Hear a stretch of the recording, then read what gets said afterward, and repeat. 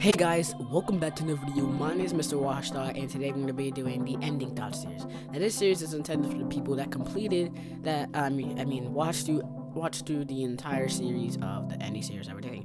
And today, Ending Thoughts will be hosting Minecaft Storymode Season 2, Episode 5, 1 to 5. This game, and okay, so Ending Thoughts, we look at the story, soundtrack, ending, obviously, and the characters, and also the story. I don't think I said that. First off, let's start with the characters. The characters in this. Okay, so look, let's start with episode 1. Episode 1, Hero in Residence. As old friends and new responsibilities pull Jesse in different directions. The discovery of a strange prismarine gauntlet leads our hero into a whole new world of mystery and danger. So let's start off with the new characters: Jack, Luna, and Stella. Plus Nerm, I forgot about Nerm. So Jack, I think he was a pretty good character. At first, I thought he was faking. I thought he was faking being, all the things he's done. Like he said, Bahanga. What was that supposed to mean?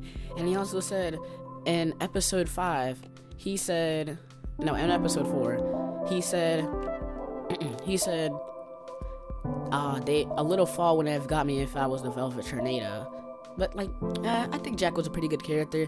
The only thing he faked was the Prismarine statues. He was scared of those guys. Now let's talk about Stella. Now Stella, I first thought I hated her because she was super annoying. All she wanted to do was rival us with Beacon Town, the best city.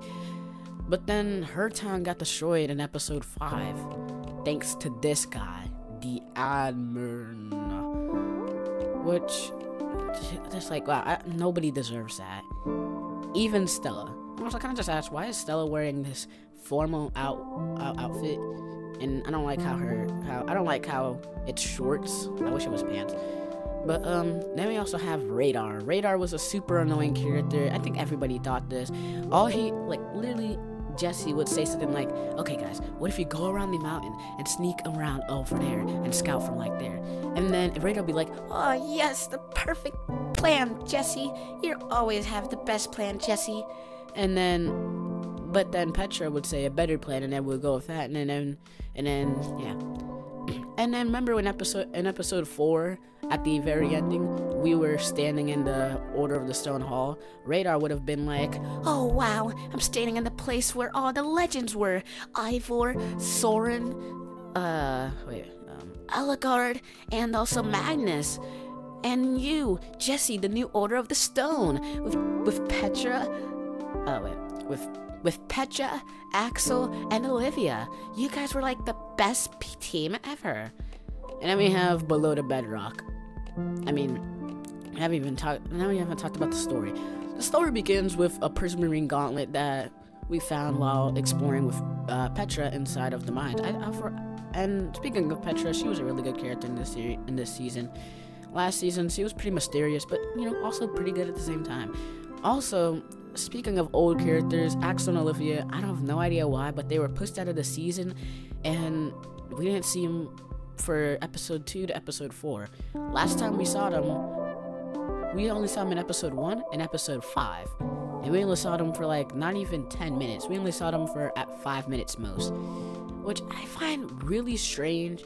I know some people kind of found them annoying, but I don't think it's that much to get rid of people. They just literally pushed them out the season until they needed them for episode 5. Now let's talk about episode 2. Episode 2, Giant Consequences. This really was giant consequences. So we went to the admin's ice palace. I found it pretty cool, and that was when we met the admin. Well, we already had met the admin in episode 1. Voss is the admin. I love that video. But this is when we met the admin. The admin Just wow. His entrance was incredible. And also I looked up what he called Jack, and he called Jack adult. And adult means a stupid person. So he got sad over someone calling him a stupid person. And then we also have Luna. Luna was a good character, even though she never spoke anything. She's a llama, but I liked her. She was pretty cool. And then when Stella told us that we could have her, take care of her, then I was down for that. I felt pretty bad after when I said something when I meant to say the other thing. And then I made Luna feel bad because she thought I didn't want her, because I'm pretty sure Jessie said something like, "Oh, it's just this dumb llama that I'm taking care of." I think that's what Jessie said, but that made Luna feel pretty bad, and I like Luna. She's a pretty good character. And we have Jailhouse Block. This is where we meet the admin's nightmares, and I find these nightmares to be pretty cool. These nightmares were weird.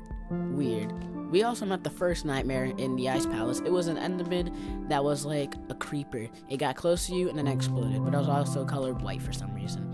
And we have this one where they had zombies that were lost prisoners, I'm guessing, because they were in prisoner clothes and they were just looked like they've been there for a really long time. Then we had the spiders. The spiders were cool. I liked them. They looked pretty nice.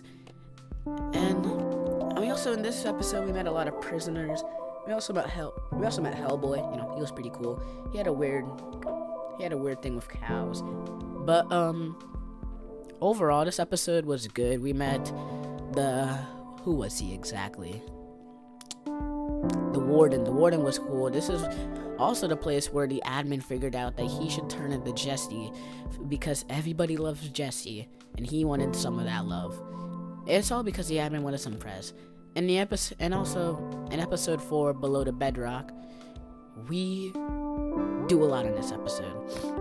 In the last episode, we met Zara, one of the 3 admins. Now, in this world, they have 3 admins. They have Romeo, the red admin seen in the right corner. He was the big bad admin. Then we had Zara. She was stripped of her powers and sent to the Sunshine Institute, the place in the jailhouse block. And it was all because she saw Fred's death. Now, Fred was the other admin. His favorite color was lapis blue. His chicken was named Waddles, and his favorite wood was birch. I was gonna yell it, but my mic was probably gonna cut out just like last time. And then we also went to the cabin. That's when we got the special hug from Petra. I was anticipating this from the very beginning, because I remember seeing this, but I don't remember seeing it where. But I know it was the perfect point. And I like Jetra. Jetra is a pretty nice one. And then I'm pretty sure Zara got left behind. But we have the final episode, Above and Beyond. This episode was Jessie's final battle with the admin, and I found it pretty cool. The Beacon Town soundtrack was amazing. And speaking of the other soundtracks, episode 1, the Colossus soundtrack was incredible. I listened to it almost every single day. I love the thing where the thing just literally just drops. And hold up, I got it. I'll play it right here. Wait, wrong thing. I'll play it right here. It's really good. I love this one a lot. It's right here.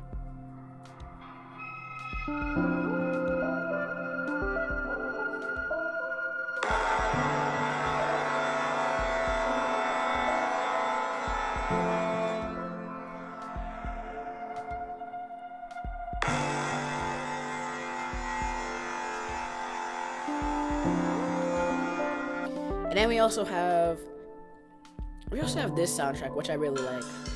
This soundtrack is amazing. I listen to this soundtrack a lot. But here it is. I'm going to play it again. Actually, I'm going to play this later. But episode 5 was incredible. This was the place where we literally fought the admin. It was dope. We had this infinity gauntlet. We talked to Fred, which we were supposed to be Zara. I kind of wish we brought Zara with us. But Zara decided to stay down there herself, and that we couldn't change. The admin also in this episode destroyed Champion City, which was terrifying. He had raw power. That's literally what I said. He was great. The admin was just scary overall. Then we got teleported to space, basically, and we went down memory lane. We fought Voss, who became a giant for some reason. We fought the snowman. He had golem arms and the color of Romeo's whole body besides his head.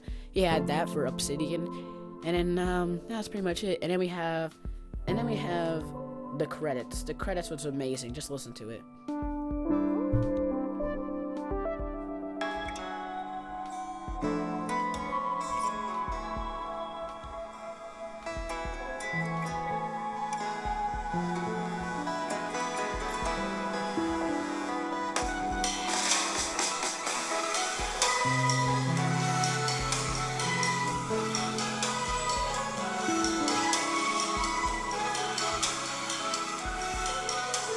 That soundtrack, I mean, that was really good. I really liked that. And yeah, I think that they wanted you to pick Petra, because you either had the choice of going with Petra, hit the road with Petra, or stay in Beacon Town. I said in the episode 4, I said in the cabin, if you think your place is out there, then so is mine. And I was gonna keep that promise till the end of the series.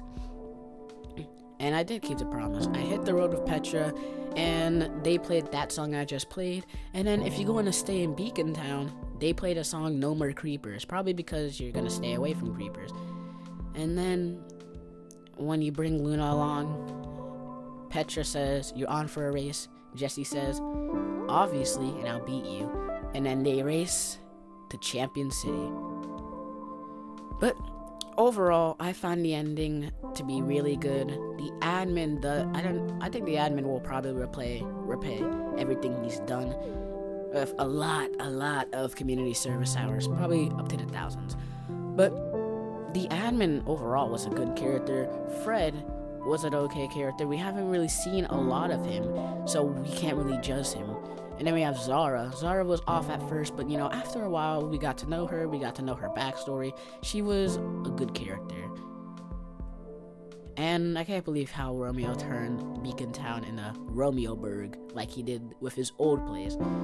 But hopefully you guys did enjoy this video by me, Mr. Watchdog. If you guys did enjoy this video, don't forget to like, comment, subscribe. This is Mr. Watchdog, and catch you guys on the flip side. And this will be the final part. Goodbye, Minecraft Story Mode Season 2.